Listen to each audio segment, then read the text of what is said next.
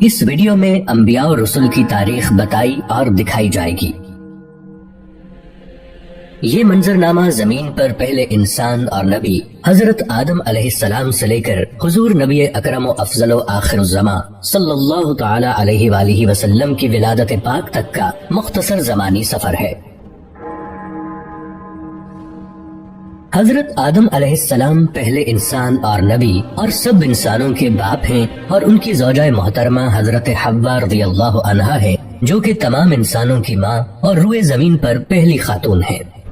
حضرت آدم علیہ السلام اور حضرت حوا رضی اللہ عنہا کی زمین پر آمد سے متعلق کوئی متفقہ رائے موجود نہیں، لیکن بعض تاریخ دانوں کے مطابق یہ واقعہ 90 صدیوں پہلے کا ہے۔ اسی طرح آپ دونوں کے مقام نزول کا بھی علم نہیں ہے۔ حابیل اور قابیل حضرت آدم علیہ السلام کے بیٹے تھے۔ قابیل نے کسی تنازع پر اپنے بھائی حابیل کو قتل کر دیا۔ اس واقعے کو قرآن پاک میں بھی بیان کیا گیا ہے۔ یہ تاریخ انسانی کا پہلا قتل ہے، اور علماء کرام کے مطابق قیامت تک ہونے والے ہر قتل کے گناہ کا ایک حصہ قابیل کو ملتا رہے گا، جیسا کہ ہر برائی کا ایک حصہ اس شخص کو ملتا ہے جس نے اس برائی کا آغاز کیا ہو۔ حضرت ادریس علیہ السلام کی آمد۔ مورخین کے مطابق حضرت آدم علیہ السلام اور حضرت ادریس علیہ السلام کے درمیان 380 سال کا فصل ہے۔ حضرت ادریس علیہ السلام قلم کا استعمال کرنے والے پہلے انسان تھے، شاید اسی لیے ان کا نام ادریس ہے، جس کے معنی ہے درس دینے والا۔ حضرت نوح علیہ السلام پہلے رسول ہیں۔ بعض مورخین کے مطابق آپ علیہ السلام کا زمانہ حضرت آدم علیہ السلام سے 1600 سال بعد کا ہے۔ قرآن کریم کے مطابق اللہ تعالیٰ نے آپ کو 950 برس کی عمر عطا کی۔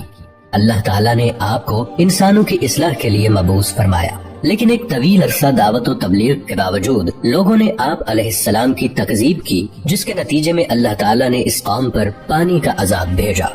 غالباً یہ پہلا عذاب ہے جو زمین پر اللہ پاک کی طرف سے بھیجا گیا، جس سے اس وقت تک کے سارے انسان مارے گئے، سوائے ان کے جو آپ علیہ السلام پر ایمان لا چکے تھے اور آپ علیہ السلام کے ساتھ اس کشتی میں سوار تھے جو آپ نے اللہ تعالیٰ کے حکم اور مدد سے تیار کی تھی، لیکن یہ چند ہی لوگ تھے۔ اس واقعے کے بعد نسل انسانی حضرت نوح علیہ السلام کے 3 بیٹوں سے آگے چلی، اسی لیے آپ علیہ السلام کو آدم ثانی بھی کہا جاتا ہے۔ آپ علیہ السلام کے بیٹوں کے نام سام، حام اور یافس تھے۔ حضرت نوح علیہ السلام کے بیٹوں کی نسل سے جو قومیں وجود میں آئیں، وہ بھی بالآخر گناہوں اور بری باتوں میں ملوث ہو گئیں۔ ان میں سے ایک قوم کی طرف اللہ تعالیٰ نے حضرت ہود علیہ السلام کو بھیجا، جس کا ذکر قرآن پاک میں موجود ہے، لیکن پھر وہی ہوا، اس قوم نے سرکشی کی اور آپ علیہ السلام کی مخالفت کی، جس کی وجہ سے ان کو بھی اللہ تعالیٰ کی طرف سے عذاب نے آ لیا۔ حضرت ہود علیہ السلام کے ساتھ جو لوگ بچے، ان سے قوم سمود وجود میں آئی، لیکن رفتہ رفتہ وہ بھی گمراہ ہو گئے، تو اللہ تعالیٰ نے حضرت صالح علیہ السلام کو ان کی طرف نبی بنا کر بھیجا، لیکن اپنے سے پہلوں کی طرح انہوں نے بھی اپنے نبی کا انکار کیا اور مطالبہ کیا کہ اگر آپ اللہ کے نبی ہیں تو کوئی معجزہ دکھائیں۔ آپ علیہ السلام نے اللہ سے دعا کی، جس سے ان کی آنکھوں کے سامنے پہاڑ کی چٹان سے ایک اونٹنی برآمد ہوئی، لیکن انہوں نے اس معجزے کو دیکھ کر ایمان لانے کی بجائے اس واقعے کو جادو کہہ کر رد کر دیا اور اپنی غلطی پر بضد رہے، تو ان کو بھی عذاب نے آ لیا اور نیست و نابود کر دیے گئے۔ اس دور کو قبل از ابراہیم علیہ السلام کہتے ہیں۔ اس دور کی مستند تاریخ موجود نہیں ہے۔ حضرت ابراہیم علیہ السلام تقریباً 2200 قبل مسیح عراق میں پیدا ہوئے۔ آپ علیہ السلام کو انبیاء کا باپ کہا جاتا ہے کہ آپ علیہ السلام کی نسل سے ہی بعد کے تمام انبیاء کا ظہور ہوا۔ آپ کی قوم بت پرست تھی اور ان کے سردار کا نام نمرود تھا۔ وہ آپ علیہ السلام کی توحید کی دعوت و تبلیغ کی وجہ سے آپ علیہ السلام کا سخت مخالف تھا۔ اسی دشمنی کے سبب اس نے آپ کو آگ میں ڈالنے کا حکم دیا۔ جب آپ علیہ السلام کو آگ میں ڈالا گیا تو وہ اللہ کے حکم سے ٹھنڈی ہو گئی اور آپ علیہ السلام کو کوئی نقصان نہیں پہنچا۔ یہ واقعہ قرآن پاک میں موجود ہے۔ آپ علیہ السلام کی 2 بیویاں تھیں، ان سے 2 بیٹے پیدا ہوئے اور وہ دونوں نبی تھے۔ حضرت حاجرہ رضی اللہ عنہا سے حضرت اسماعیل علیہ السلام اور حضرت سارہ رضی اللہ عنہا سے حضرت اسحاق علیہ السلام۔ اس دور کو بعد از ابراہیم علیہ السلام کہتے ہیں۔ اس دور کی کچھ تاریخ موجود ہے اور اسے انگلش میں پوسٹ ابراہم ایرا کہتے ہیں۔ حضرت ابراہیم علیہ السلام کے بھتیجے حضرت لوط علیہ السلام کو اللہ تعالیٰ نے ایک قوم کی طرف بھیجا جو کہ فحش کاموں میں مبتلا تھی۔ آپ علیہ السلام نے بہت چاہا کہ وہ لوگ غلط اور غلیظ کاموں سے باز آ جائیں، لیکن انہوں نے آپ علیہ السلام کی بات نہیں مانی اور وہ بھی ماضی کی قوموں کی طرح اللہ تعالیٰ کے غیظ و غضب کا شکار ہو گئے۔ حضرت اسحاق علیہ السلام اللہ کے نبی تھے، لیکن ان کے متعلق مزید تفاصیل نہیں پائی جاتی، سوائے اس بات کے کہ یہ حضرت یعقوب علیہ السلام کے والد تھے۔ حضرت اسماعیل علیہ السلام حضرت ابراہیم علیہ السلام کے بیٹے اور حضرت اسحاق علیہ السلام کے بھائی تھے۔ حضرت ابراہیم علیہ السلام نے اللہ کے حکم سے حضرت اسماعیل علیہ السلام کو مکہ کی سرزمین میں لا کر آباد کیا۔ مکہ جہاں سب سے پہلے حضرت آدم علیہ السلام نے اللہ کا گھر یعنی کعبہ بنایا تھا، اب ہزاروں سال بعد اللہ تعالیٰ نے حضرت اسماعیل علیہ السلام کے ذریعے اس گھر کو دوبارہ آباد کروایا۔ حضرت یعقوب علیہ السلام حضرت اسحاق علیہ السلام کے بیٹے تھے۔ ان کا لقب اسرائیل تھا۔ اسرائیل کے معنی اللہ کا بندہ ہے۔ آپ علیہ السلام کی متعدد بیویاں تھیں جن سے اللہ تعالیٰ نے انہیں 12 بیٹے عطا فرمائے۔ یہی لوگ اور ان کے بعد آنے والی ان کی نسل بنی اسرائیل کہلاتی ہے، یعنی اسرائیل کی اولاد۔ بعد میں یہی لوگ اپنے آپ کو یہود یا یہودی کہنے لگے، کیونکہ ان 12 میں سے سب سے بڑے بھائی کا نام یہودا تھا۔ یہ لوگ اپنے آبائی ملک عراق سے ہجرت کر کے فلسطین آ گئے تھے۔ انہی میں سے عیسائی بنے جو کہ اپنی نسبت حضرت عیسیٰ علیہ السلام سے منسوب کرتے ہیں۔ انہی لوگوں کو قرآن مجید کی اصطلاح میں اہل کتاب کہا جاتا ہے۔ ان 12 بھائیوں میں سے سب سے چھوٹے بھائی کا نام یوسف علیہ السلام تھا۔ یہ اللہ کے نبی تھے اور بہت حسین و جمیل تھے۔ حضرت یعقوب علیہ السلام حضرت یوسف علیہ السلام سے بہت محبت کرتے تھے۔ یہ چھوٹے بچے سے فطری لگاؤ تھا، لیکن دوسرے بھائیوں کو یہ بات بری لگنے لگی اور وہ حضرت یوسف علیہ السلام سے حسد کرنے لگے۔ اسی حسد اور بغض و عناد نے انہیں اپنے بھائی یوسف علیہ السلام کے قتل پر آمادہ کر دیا، لیکن قتل پر سارے متفق نہ ہوئے، اس لیے انہوں نے یوسف علیہ السلام کو ایک کنویں میں پھینک دیا۔ اس کنویں کے پاس سے کوئی قافلہ جا رہا تھا۔ انہوں نے پانی کے لیے اپنا ڈول کنویں میں ڈالا تو حضرت یوسف علیہ السلام اس ڈول کی رسی کو پکڑ کر باہر آ گئے۔ قافلے والے یوسف علیہ السلام کو کسی کا بھاگا ہوا غلام سمجھ کر اپنے ساتھ مصر لے گئے اور وہاں آپ علیہ السلام کو ایک غلام کی حیثیت سے بیچ دیا۔ آپ کا خریدار حکومت مصر کا ایک اعلیٰ عہدیدار تھا۔ اس نے جلد ہی آپ علیہ السلام کی ذہانت و فطانت کو جانچ لیا اور اپنے محل میں اپنے خادم خاص کی حیثیت سے رکھ لیا۔ آپ علیہ السلام اسی محل میں جوان ہوئے اور اللہ نے آپ کو نبوت عطا فرمائی۔ اس عہدیدار کو عزیز مصر کہا جاتا ہے۔ اس کی بیوی زلیخا نے آپ علیہ السلام پر عصمت داری کا جھوٹا الزام لگا کر آپ علیہ السلام کو جیل بھجوا دیا۔ آپ علیہ السلام نے 7 سال جیل میں گزارے، لیکن جیل میں بھی دوسرے قیدیوں کی تعلیم و تربیت کرتے رہے۔ پھر مصر کے بادشاہ کو ایک خواب آیا تو اس کے مشیر نے کہا کہ وہ ایک شخص کو جانتا ہے جو کہ اس خواب کی صحیح تعبیر بتا سکتا ہے۔ آپ علیہ السلام کو جیل سے محل میں لایا گیا۔ آپ علیہ السلام نے بادشاہ کے خواب کی عقلی اور منطقی تعبیر بتا دی، جس سے وہ بہت متاثر ہوا۔ اس بادشاہ نے آپ علیہ السلام کو اپنا مشیر خاص مقرر کر لیا اور بادشاہ نے آپ علیہ السلام کی تمام داستان سنی اور آپ علیہ السلام کو کہا کہ آپ اپنے سارے خاندان کو فلسطین سے مصر لے آئیں اور یہاں سب امن و سکون سے رہیں۔ آپ علیہ السلام نے اپنے سارے کنبے بشمول والد صاحب حضرت یعقوب علیہ السلام کو اپنے پاس مصر بلوا لیا۔ آپ علیہ السلام کے بھائی اپنے کیے پر بہت نادم ہوئے اور توبہ کی۔ اس طرح بنی اسرائیل فلسطین سے مصر پہنچ گئے۔ قرآن کریم کی سورہ یوسف میں اس واقعے کا تفصیلی ذکر موجود ہے۔ تاریخی اندازوں کے مطابق بنی اسرائیل مصر میں 2 صدیوں تک رہے۔ اس عرصے میں ان 12 بھائیوں کی نسل لاکھوں کی تعداد کو پہنچ گئی، لیکن پھر مصر میں بادشاہت تبدیل ہو گئی۔ نئی حکومت نے ان سے مراد چھین لی اور انہیں اپنا غلام بنا لیا۔ یہ بنی اسرائیل کی قید یعنی کیپٹیوٹی کا دور تھا۔ مصری جو اپنے آپ کو قبطی کہتے تھے، ان سے جبری مزدوری کرواتے اور ان پر بہت ظلم و ستم کرتے۔ حضرت یوسف علیہ السلام کے تقریباً 200 سال کے بعد اللہ تعالیٰ نے ان کو اس قید سے نجات دلوانے کے لیے انہی میں سے حضرت موسیٰ علیہ السلام اور آپ کے بھائی حضرت ہارون علیہ السلام کو نبوت عطا فرمائی کہ وہ اپنی قوم یعنی بنی اسرائیل کو مصریوں کی قید سے آزادی دلوا کر واپس انہیں فلسطین میں لا کر آباد کریں۔ مصر پر فرعون کی حکومت تھی۔ حضرت موسیٰ علیہ السلام نے اسے ایمان کی دعوت دی اور کہا کہ وہ بنی اسرائیل کو آزاد کر دے، لیکن فرعون نے انکار کر دیا۔ اللہ تعالیٰ نے حضرت موسیٰ علیہ السلام کو حکم دیا کہ وہ اپنی قوم کو لے کر فلسطین کی طرف نکلیں۔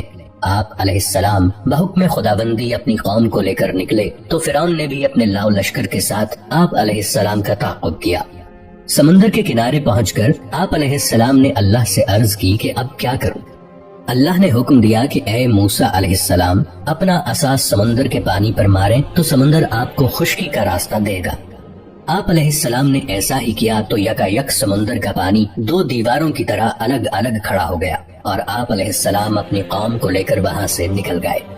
آپ علیہ السلام کے پیچھے فرعون نے بھی کوشش کی کہ وہ بھی اسی راستے سے آپ علیہ السلام کا تعاقب کرے، لیکن اللہ کے حکم سے سمندر واپس مل گیا اور اس طرح فرعون اور اس کا سارا لشکر غرق ہو گیا۔ یہ حضرت موسیٰ علیہ السلام کا معجزہ ہے جس کا ذکر قرآن پاک میں موجود ہے، اور یہ اتنا بڑا واقعہ بنی اسرائیل کی آنکھوں کے سامنے وقوع پذیر ہوا۔ قرین قیاس بتاتے ہیں کہ سمندر عبور کرنے کا یہ معجزہ بحر احمر کی مشرقی نہر، جسے اب نہر سوئز کہا جاتا ہے، میں پیش آیا ہوگا۔ سمندر کے اس پار صحرائے سینا اور اسی صحرا کے ایک کونے میں کوہ طور ہے، جہاں اللہ تعالیٰ نے آپ علیہ السلام کو رسالت و کتاب سے نوازا۔ آپ علیہ السلام کی کتاب کا نام تورات ہے۔ اللہ تعالیٰ نے آپ علیہ السلام کو بنی اسرائیل کی ہدایت و رہنمائی کا حکم دیا اور فرمایا کہ اے موسیٰ علیہ السلام، ہم نے آپ کی قوم کو باقی سب اقوام پر فضیلت دی ہے۔ جب تک یہ اس کتاب یعنی تورات کو مضبوطی سے تھامے رہیں گے، میں ان کو اپنی طرف سے نعمتوں اور رحمتوں سے نوازتا رہوں گا۔ لیکن بنی اسرائیل نے حضرت موسیٰ علیہ السلام کو تنگ کرنا شروع کر دیا۔ یہ لوگ آپ علیہ السلام کی نافرمانی کرتے اور بے ادبی سے پیش آتے اور تورات کی حکم عدولی کرتے۔ حضرت موسیٰ علیہ السلام ان سے بہت ناراض رہنے لگے، لیکن ان کی تمام شرارتوں کے باوجود اللہ نے ان کو بہت سے انعامات سے نوازا۔ ان کے لیے آسمان سے من و سلوہ کی شکل میں طعام یعنی کھانا نازل کیا اور دھوپ سے بچنے کو بادل کا سایہ عطا فرمایا۔ پینے کو پانی کے 12 چشمے عطا فرمائے کہ کسی طور یہ لوگ نیکی کی روش پر قائم رہیں۔ لیکن نعمتوں اور انعامات کی اس فراوانی سے یہ اور زیادہ باغی اور سرکش ہو گئے۔ پھر حضرت موسیٰ علیہ السلام اور حضرت ہارون علیہ السلام کا انتقال ہو گیا، لیکن اللہ تعالیٰ نے بنی اسرائیل کی ہدایت اور فلاح کا دروازہ بند نہیں کیا، بلکہ ان کے اندر عظیم المرتبت انبیاء کو مبعوث فرمایا، جیسے کہ حضرت داؤد علیہ السلام اور ان کے بیٹے حضرت سلیمان علیہ السلام۔ ان دونوں حضرات کو اللہ تعالیٰ نے عظیم الشان بادشاہت عطا فرمائی کہ تمام جن، چرند، پرند اور ہوائیں ان کے حکم کے تابع کر دی گئی تھیں، اور حضرت داؤد علیہ السلام جب اللہ کی حمد بیان کرتے تو حجر و شجر اور حیوانات حمد باری تعالیٰ پر وجد میں آ جاتے۔ یہ بات بھی قرآن مجید میں بیان کی گئی ہے۔ یہ تقریباً 1400 سال کا دور ہے۔ اس دوران اللہ کریم نے بنی اسرائیل کو بہت سے انبیاء کی صحبت عطا فرمائی۔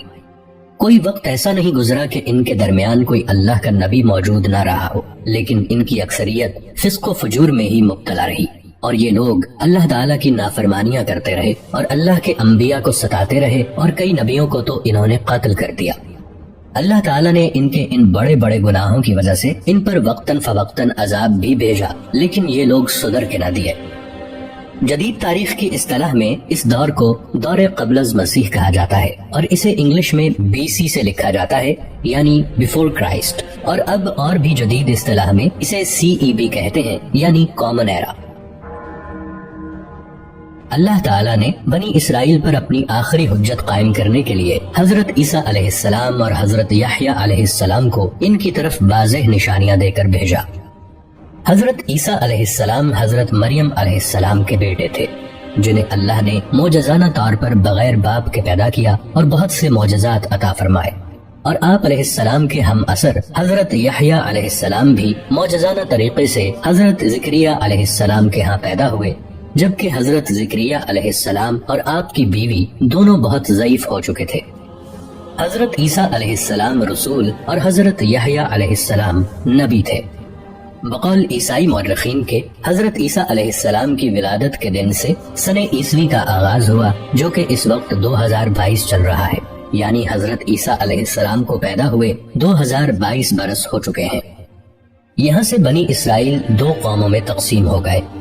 جو لوگ حضرت عیسیٰ علیہ السلام پر ایمان لائے وہ اپنے آپ کو عیسائی کہنے لگے، اور جو لوگ حضرت عیسیٰ علیہ السلام پر ایمان نہیں لائے وہ یہود ہی رہے۔ جس جماعت یعنی یہود نے آپ کا انکار کیا، انہوں نے آپ علیہ السلام کی والدہ حضرت مریم علیہ السلام کو بہت برا کہا اور حضرت عیسیٰ علیہ السلام کو قتل کرنے کا منصوبہ بنایا، لیکن اللہ تعالیٰ نے ان کے اس اقدام سے پہلے ہی حضرت عیسیٰ علیہ السلام کو زندہ آسمان پر اٹھا لیا۔ حضرت عیسیٰ علیہ السلام کے آسمان پر اٹھائے جانے کے تقریباً 250 سال کے بعد اصحاب کہف کا مشہور واقعہ پیش آیا۔ یہ لوگ امیر و کبیر گھرانوں کے کچھ نوجوان تھے۔ یہ حضرت عیسیٰ علیہ السلام کے دین پر ایمان لے آئے تو وقت کی حکومت اور جو لوگ حضرت عیسیٰ علیہ السلام پر ایمان نہیں لائے تھے یعنی یہود نے ان پر تشدد کرنا چاہا، لیکن یہ لوگ شہر سے فرار ہو کر باہر جنگل میں ایک غار میں چھپ گئے۔ اس غار میں اللہ تعالیٰ نے ان پر نیند طاری کر دی اور یہ اس غار میں کئی سال تک سوتے رہے۔ اس کا پورا ذکر قرآن مجید کی سورہ کہف میں موجود ہے۔ They are known as 7 sleepers in the books of Christianity۔ حضرت عیسیٰ علیہ السلام کے آسمان پر چلے جانے کے بعد 571 عیسوی میں اللہ کریم نے حضور صلی اللہ علیہ وآلہ وسلم کو انسانوں پر اتمام حجت کے لیے بھیجا۔ حضور سیدنا و نبینا حضرت محمد صلی اللہ علیہ وآلہ وسلم بن عبداللہ بن عبد المطلب مکہ کی سرزمین میں حضرت اسماعیل علیہ السلام بن ابراہیم علیہ السلام کی نسل میں قبیلہ قریش کے خاندان بنو ہاشم کے ہاں جناب عبداللہ بن عبد المطلب اور ان کی زوجہ حضرت آمنہ بنت وہب کے ہاں پیدا ہوئے۔ اس دن سے لے کر آج تک نور محمدی کی کرنیں ساری دنیا کو منور کر رہی ہیں اور قیامت تک کرتی رہیں گی انشاءاللہ۔